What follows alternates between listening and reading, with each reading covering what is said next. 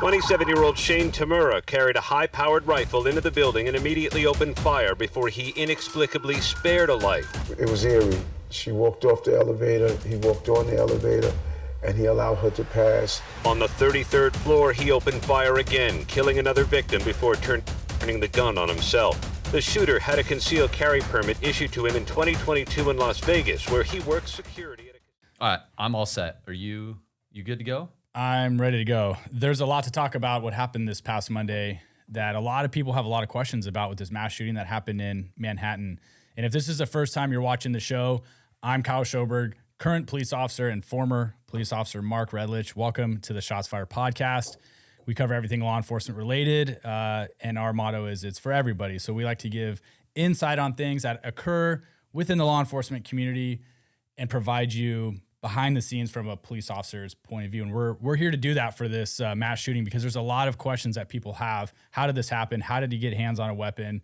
And I think we have pretty good answers as to how he did get his hands on a gun and why he didn't have his CCW permit pulled when he has had contacts for mental health evaluations in Las Vegas, Nevada, where he lives. And I think we can touch on all that because we deal with a lot of that here where we are in California. There was also a mass shooting on the same day in Reno, Nevada, that didn't get a whole lot of national publicity, I think because it was overshadowed by this Manhattan incident. But that was also a big deal in another mass shooting. So give the listeners a little bit of detail about that one. So this one happened on July 28th, which is a Monday, a couple days ago, and it's not far. Same day as the Manhattan shooting. Yeah, and this one in just outside of Reno, Nevada, is not far from us, less than 2 hours of a drive. Suspect ends up killing 3 people outside and then injures multiple other people before he was ultimately shot and killed by a police officer who responded within 3 minutes. This officer was there. So heroes that stopped this active shooter. Not a lot of information has come out on this one. It was outside in front of the valet. So the suspect never made it inside the actual casino. Yeah, and I imagine was his intent. The only thing that's really come out of this one is he's young and is early to mid-20s, that on the Friday before, which was the 25th, he went to court for child custody and they increased his payments or what I don't know anything about child support payments, payments from like $100 and something or $200 to like almost $500. I would know something about that. You wouldn't. Yeah, I do know. It's pretty funny, dude. Yes, so I'm glad you think it's funny. I do think it's kind of funny, but I that's the only connection, and there's been no information that's come out that if that was a motive or not. They've just connected that, so who knows? So 2 mass shootings on the same day. Both guys are from Nevada. From Nevada. We have no idea if this is somehow related. It doesn't appear that these are even remotely related or that these 2 guys even knew each other.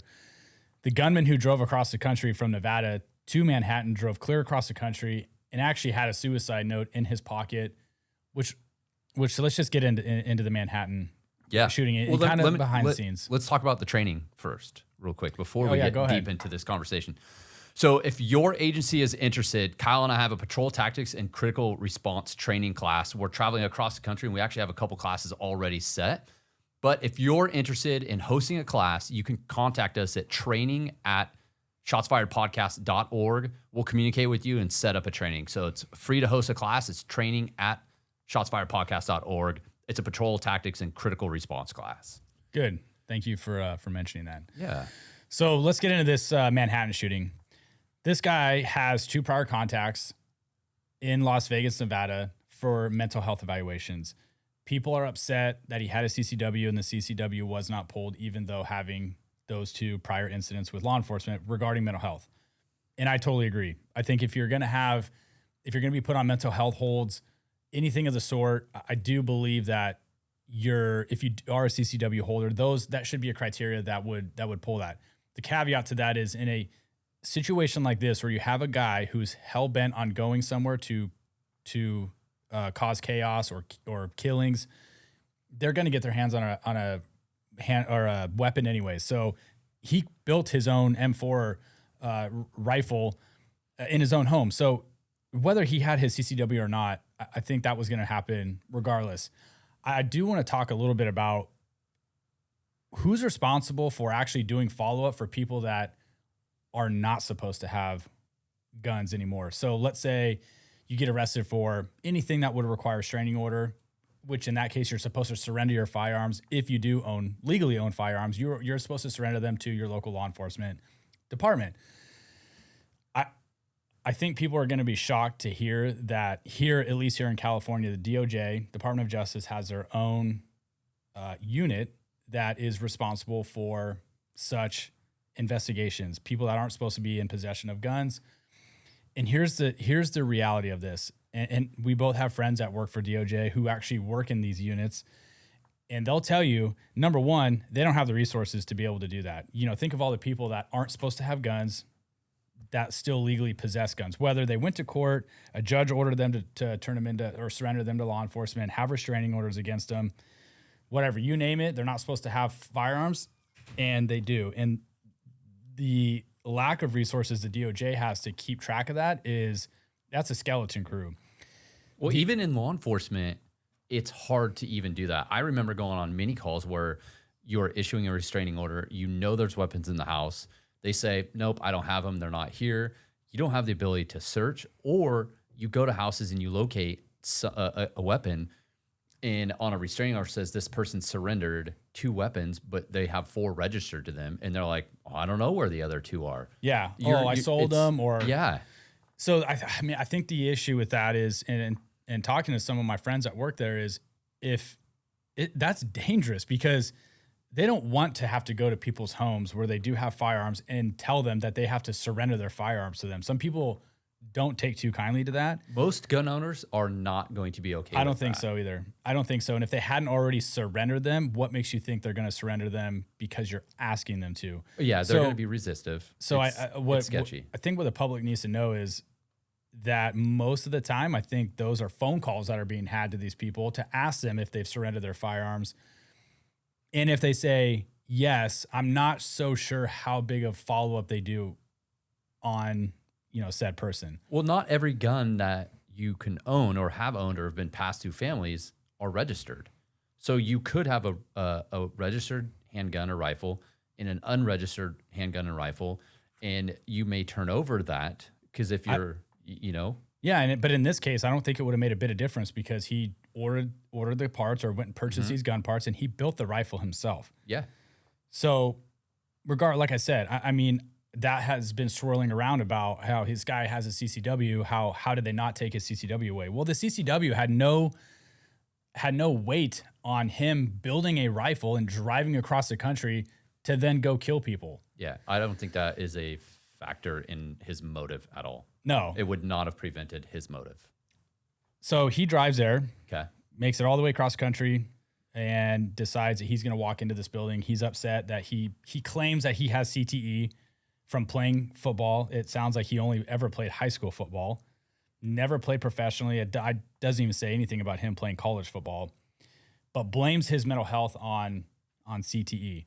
So now this is obviously going to be a smear on the NFL because this is headlines everywhere, right? And he's blaming the NFL for this, which I'm not sure how he's blaming the NFL for his own illnesses when he'd never even played in the professional football league. That's a good point. I don't know. I think what it boils down to for this guy is, I think it's just a mental health thing that he's probably had his whole life, and he's blaming the NFL on it, or he's blaming some type of illness that he thinks he has, which he has never been diagnosed with, for his issues, and decides to take it on the NFL. So he shows up at their headquarters, and here's what's scary. He does have a body armor on. He's armed with his rifle that he's built. Apparently he left a .357 Magnum in his vehicle. He did not bring with him. And he and you can see in the photos, just casually walks across this outdoor lobby after parking his BMW on the street and just walks inside. And unfortunately, there was an off-duty New York police officer working a special assignment there, or as security, which we can hit on that. Let's clarify on that, of what that actually is, because all the media outlets were coming out saying he's an off-duty cop. So it leads a normal person to believe that it's you in your normal clothes.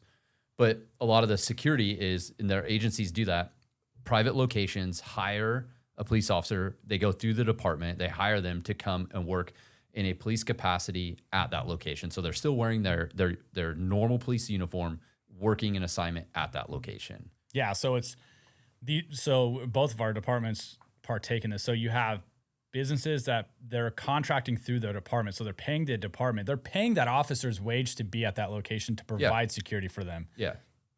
To clarify any of that. Well, I That's just what he's clarified doing. that. Yeah. Well, I want to make sure people weren't confused about that. Yeah. It is a little confusing. It is, and but it's that's very, how it works. a lot of bars, nightclubs, social events, casinos. It is very popular for locations to hire and contract police officers because they know they're going to have an officer present at that location and they have the ability to actually make arrests. So engages him.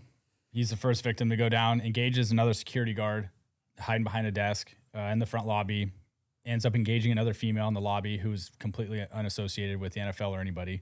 I'm sorry, she's associated with as the CEO or something of another company that works in that office complex, but not the NFL. So I think on that, it's easy to think like, oh, well, why didn't this cop shoot, or why didn't they pay attention, or how do multiple people get shot at one time? I think when you work a location like inside of a building and you've done it multiple times and things don't happen, you've used the word before, it's complacent. You just get used to it. But even if you are paying attention and you're looking, someone that comes in, I imagine you're having multiple people come in. It's for a corporate building, but then you have someone come in and engage you. Like you're always going to have always behind the 8 ball, always behind it. Yeah, and this guy's walking in with a rifle. Yeah, and he's probably walking in with multiple people where you're not going to see that. The cop's not going to see it. Yeah, and so he ends up going upstairs, gets in the wrong elevator bank, ends up on a floor that he didn't intend to be on, shoots and kills one more person upstairs, and then turns the gun and shoots himself in the chest, actually, because in his suicide note, which we can get into later, says he wants his brain to be scanned for CTE. Okay. So touching on why security didn't deal with this guy in the lobby, I think you nailed it. I think what it boils down to is when you do something every single day, and I don't know how long this cop, he's been a police officer for 4 years. I don't know how long he's done this off-duty gig for this particular, building. I don't know. But when you do things day in and day out, it's just routine people coming and going. You do tell yourself the risk of something happening is very minimal. And I do think you get complacent. And I'm not sitting here trying to say this cop was complacent and, didn't take care of a threat when he should have. I'm not saying that. I'm just saying that that's a high likelihood of, if at least mind frame is. Well, think about the mindset. You're working an off-duty job, so you're getting overtime at a corporate building. So the chances of anything happening are very minimal. Super minimal. And it's possible, which I would believe, that he's known these people or he's saying hi and welcoming and talking to people and might not even have ever seen the shooter come in. Yeah. No, great point. We don't have any of the details. And the way you could see in the video when he's carrying it, if it's on his right side, the police officer's over off to his left side, you're not going to see that. He's going to up and level that so fast. Yeah, so the media, well, they're already saying, how can someone just walk in Manhattan, New York, downtown? Where are all the cops? How can this guy just walk into a lobby of somewhere armed with a rifle, nobody sees him, and then opens fires and kills 4 people? And have you been you've never been in Manhattan, have you, New York? No, not yet. So what's it like? You've been? I've been down there, and it's crazy. I mean, you've seen movies and TV shows, right, where they show New York, and as a kid growing up, I always thought, wow, is it really that dense of people? Is it populated like that? And then I went there and I experienced it, and it is like that. Bunch of cars on the road, and all hours of the day, night. There are hundreds and hundreds of thousands of people just everywhere. And there are cops everywhere throughout New York City on damn near every street corner. I felt like I would run into a police officer walking, foot beats and stuff. And so, but the fact is this guy just parks his car. He illegally parked it. Okay, so what? And then he walks in there. He's going to get in that building within less than a minute. There's not much you can do about that. And I think the reality is like I said earlier, like if somebody's going to do something, they're going to do it. And there's not very many ways that you can prevent that from happening. How do you secure a major corporate office? I mean, such as the NFL and this Blackstone company that I didn't know anything about, but apparently there's some huge, wealthy company. How do you secure a building like that? You don't. I mean, unless you completely had to gate it off and every single person in and out of that building had to get Card key access. Yeah, card keyed or. But generally, if that happens in those locations, you have the downstairs lobby accessible to the public, and then the elevators are locked and stuff. So you could do it, but in this case, like this guy just walked in, and who knows what group of people he walked in with. People, it's polite to hold doors for people. Well, he did walk in with a rifle, so I don't know if somebody would be polite enough to just hold the door open for somebody holding a rifle. If you have two people walking in front of you and you got a crowd of people in front of you and they go in the, you're turning around, hey, thanks, good morning. You're not going to see what bad. I guarantee you could not tell me right now when you walked up to our studio what our neighbor over here was carrying. Yeah, no. Like it's just you can't always, you're never going to always see everything. Yeah. It's a total unfortunate situation. Look at the other active shooter the shooting in Reno. Yeah. They have some of the most sophisticated camera system, weapon detection systems out there other than the military, and it couldn't prevent that. Yeah, still happened. Yeah. Three people still got killed in that incident in the parking lot. Yeah. Well, let's hit on, you brought up the suicide note. So I think that's pretty interesting because everyone says they have certain things, but I swear I've been on way more suicides than ever any human being should go to in Sacramento. Just all kinds of them. And I would say a third left suicide notes, and they were crushing. They were just like pouring their soul out. And this one, to have a suicide note saying that he wants his brain scanned, tells me that he's aware of something, that he knows what he's doing. And then most suicides that I've seen are hangings, or they shoot themselves in the head. I've seen 2 in the chest, and that is brutal because you're not dying instantly. So like he had to have known that I can't shoot myself in the head because he wanted his brain scanned. Yeah, I'm shooting myself in the chest. Like that's determined. Yeah, and he was wearing a vest, but rifle that's going to go through whatever vest he was wearing. That probably small caliber handgun would stop. But that's another thing to take into account. If let's say police did engage him and he had it look like a suit, with a ballistic vest on underneath that shirt. As a cop, if you're engaging somebody like that, you're probably not thinking this person's wearing body armor. Not at all. So you're probably taking center mass shots. So I mean that's something to take into consideration also. But nowadays, most cops are outfitted with rifles, and a rifle is going to go right through that. So he did leave a .357 Magnum in his car, which I find odd because it almost makes me. And these are things where you just like psychoanalyze stuff, where you're taking a rifle in. I wonder if he thought, well, no, he had a suicide note. I just wonder if he thought he could do something and then get out to his car and kill himself in the car with a handgun. Like, that'd be way easier than a rifle. I don't know. That doesn't compute to me. I think he had intentions of doing that to himself the whole time, because he said he wanted his brain scan. Well, my thing is, like, if you really wanted that, why wouldn't you just do that at your own home, write that note? And why do you have to go drive to headquarters of the NFL where those people have nothing to do with? Those are office management people. I mean, they don't have anything to do with that. Well, I think that's where the mental health thing comes in. Well, yeah, but I also think he's methodical because mission is accomplished in what he did. If he did it at his house, how many suicides you've been on, I've been on. It's just an unfortunate family incident that just no one really hears about. Even the people monitoring scanners don't pay attention to suicides. And the guy did work in a casino in Nevada. He was a security guard.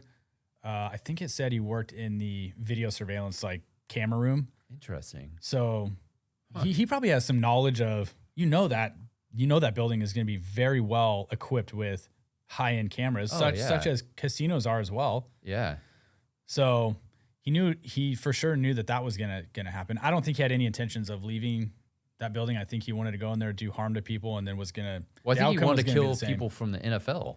That's why he went there. Yeah, that's what I'm saying though. Like, what in his mind would he think that the people that work at the NFL headquarters in downtown New York or in Manhattan, New York, like, what do they have to do with anything of football players and CTE and trauma and all that? Like, those people aren't making those decisions. These are paper pushing folks who answer phone calls all day, probably, So, yeah, I don't know. It's sad. It's interesting that he was able to make his way into The wrong elevator bank. Yeah, which led to that company, which I think is going to bring awareness to not only that company, but I think this brings awareness to a lot of corporations around safety and how do you secure your locations, and is your business a target? So one thing that I was thinking about was, you go to some of these hotels and it's annoying, but you get in the elevator and you can't, you're like tick, tick, tick, hitting the buttons and it won't go, and you're like, oh, I got to use my key to activate it to then go up.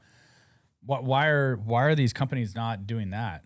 Why would you not have to have a key card, get in the elevator, scan it, and then be able to hit whatever floor that you want to go on? Especially after 9/11 with these terrorist attacks. I mean, and you're talking Manhattan, New York. I mean, it seems to me that should be a pretty standard practice to do. Yeah, I wonder if it is, and at certain hours they disable that to get the people moving. I don't know. It's just, it brings up security of your location.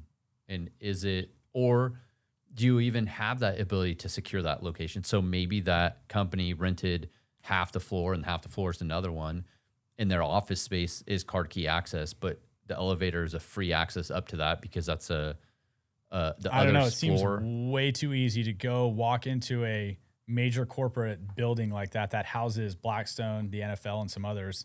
Those are major corporations. To be able to just walk in there, get into an elevator, and just go right up to the main floor of their lobby. I don't know. It doesn't make any sense. That doesn't make sense to me. That's why I feel like It's too easy. I almost think we're missing something. Like, I feel like we're missing something. I mean, no one has come out and said anything about the security aspect of it. I'm only bringing it up because I do find it odd that I can't even go to a hotel and go to my room without having to scan my card to then hit the floor that I'm staying on. Do you remember when we were walking from our hotel to the venue and you had to use the restroom and you tried to go into a hotel and then they wouldn't even let us in? Oh, yeah. They literally wouldn't let us into the hotel. Okay, in all fairness, we were on Wilshire Boulevard, which is a very nice part of LA, bordering Beverly Hills. Very nice hotel, which it's funny because we were staying in the hotel right next door, which is a very nice hotel, but we probably just didn't look the part. Yeah. And we did walk in there and the guy immediately was like, get out of here. Yeah. I bet it's your beard is the reason we got kicked out. Yeah, totally, dude. Or this scar on my face now. Well, you got that removed. I'm happy to see that. Yeah, I know you're in thank a you. lot of pain, but I think it's going to be better in the long People run. probably can't see it, but yeah, I had skin cancer taken off my face on Monday, actually, when these occurred. Yeah. So, okay, you're a cop and you do a traffic stop on someone. Let's say it's on the highway for whatever, even though I would hate I don't like doing traffic stops on the highways. Yeah, it is terrifying. But let's say you do out-of-state plates. I've done it, and I'll share a quick little story about it. But out-of-state plates, not a whole lot in the car, dude driving clear across the country. Are you asking questions? Was in California, so that is a destination, middle of the country. This dude drove from Vegas. If I'm on the East Coast and I have a Nevada plate and I'm a solo person in a car, I'm asking questions out of my own curiosity because I find it odd that someone would travel that far by themselves in a car. So are you asking out of your own curiosity, or are you asking because you're being an intuitive police officer? Ooh. And you want to know, what are you doing? My questions are to satisfy both. I want to know personally, like, dude, what is this guy doing driving across the country? But also, as a police officer investigating and trying to dig, because that's what I was good at, is constantly digging. I'm going to ask additional questions. Not prolong the stop or anything, but I'm going to be really curious. Like, why are you by yourself? So I think if you're a cop listening to this, I think that's a question you ask yourself is, if you stop somebody, they have out-of-state plates, they tell you let's say he tells you, I'm driving in New York. I mean, and there's not a whole lot in this dude's car. It's a nice car, BMW. Are you kind of diving more into that? Are you taking these people's word for face value? And I'll tell you this story. I stopped a car working graveyards on the freeway. I can't remember why I stopped him, but he had Arizona plates, and which is fairly far distance from here. Not that. It's not that far, but I mean, it's a couple states away. A little unusual to see Arizona plates in California. And he's on Highway 80 heading up towards, which would actually take you to Reno, Nevada. And I pull him over, middle of the night, single occupant in the car. From what I remember, it was a pretty clean car. There was nothing in the vehicle other than one small little duffel bag. And I remember it struck me as super weird. And I asked him, I'm like, where are you going? And to be honest with you, I can't even tell. I couldn't even remember where he said he was going. But the point was, he was like, oh yeah, I'm moving to blank. And I remember thinking, God, that's weird. You only have a small duffel bag, but you say you're going somewhere for like a long period of time. It just struck me as odd. So I go back to the car. I'm running the plate out. Comes back, not stolen or anything. I believe he was the registered owner of it.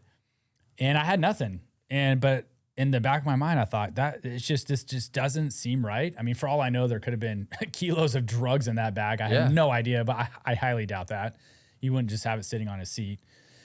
And I said, all right, well, he was a little odd, and I let him go. And then, because you have to, and identified himself, and only had a duffel bag in his car. Super weird. But I bring that up because as a cop, I think the more and more of these types of things that happen, I think you do have to look in. I think you do need to be intuitive of telling yourself like that's not normal, and at least ask the appropriate questions and pick up on people's responses, how their body language, if it changes, are they getting nervous when you're asking questions? Like, dabble into that, I think. Yeah, I think for the coastal states, it's a little harder because you're going to have in neighboring states, I guess would be more appropriate to say, California, Nevada, Arizona, you're going to have some cross plates coming in. Yeah, which we do a lot. But a couple states away, a solo occupant doesn't really have any real answers. I find all that to be very, very unusual. Doesn't mean that something's going on, but if I drove across country and I got stopped by a cop in Wyoming and they're like, what are you doing? I'm like, dude, I'm driving to New York. And they're like, well, what are you doing in New York? I'm like, I can't wait to see this vacation. Like, I got this thing planned. Like, I'm going to be talking about it because I'm stoked to get there. But I would be looking to see, do you have bags in your car? Do you have suitcase? Like, does it look like you're going on vacation? But if you were to ask me, based on my responses and my demeanor and stuff, you're going to be like, oh, yeah, he's definitely going. But if I'm like, no, I'm going to New York, just going to go sightsee. Like, those are things that police officers need to key in on. Yeah, then the question is, okay, someone does give you answers like that. You do think it's weird, like my scenario. What options do you have? Well, you don't really have any, and that's where your skill set of getting somebody to talk or really recognizing something, be able to articulate certain things, seeing things in the car, like the legal source book. And if you have not read the legal source book as a police officer, you've got to read it. It gives you so much more information than it would blow your actual mind. If you have not read the legal source book, you've got to do that. I actually have it on the app on my phone. But have you read it? I know, of course I haven't read the whole thing, but when testing to be a sergeant, all these. That makes sense. I've studied a lot of it. Yeah. And I think really the biggest tell me information is search and seizure law. Like, do you know your search and seizure laws? And can you do a cursory search of a car? Like, yeah. So let me ask you this. After reading it, do you wish you would have read that early on in your patrol career? Oh, 100%. I don't even know that it was really, was it ever like really taught to us when we graduated the academy or anything? Never. I don't remember. Even when it was never talked about. In fact, Armstrong, a buddy of mine, he was testing for sergeant and I was with him and we went and picked it up and I'm like, what are you getting? He's like, this is legal source book. I was like, oh, well, I'll buy one. And I didn't know about it. I knew about it. I didn't really know how incredibly resourceful it was until I was testing to be a sergeant. Yeah. But I also think, and I'll say this, and people who are not cops are probably going to get all spun up over this, and they're going to leave their all little nasty comments in our comment section, which I love. I can't wait to hear what you're going to say. But as a cop, I think it's underutilized to just ask people, do you mind if I search your car? If you think something's going on and you think that somebody might be up to no good, there's nothing wrong with just asking, do you mind if I search your car? Do you have anything illegal in here? No? Okay, do you mind if I just check real quick? I don't know if you've ever done that. I always made it a point on patrol to do that because 9 out of 10 times people are like, yeah, go ahead. You search their car and there's drugs or a gun or whatever in their car, right? Because naturally, I think if someone says, hey, can I search your car? And they go, oh yeah, go ahead. They're going to think, dude's not going to search my car if I was that casual about it. And I say, do it every time. And obviously be cautious about who you ask that, too. I'm not asking my grandma if I pulled over a soccer mom to search her car, especially if there's kids or something in the vehicle. Like, I don't blanket do it to everybody, but if I have this weird feeling about something might not be right, I just ask people, and a lot of times they'll let you. And let's just say this dude was pulled over. I don't know what his behavior would have been. But I would be asking those questions for sure. He's from Nevada, if depending on where he got stopped. But why not ask to search the vehicle?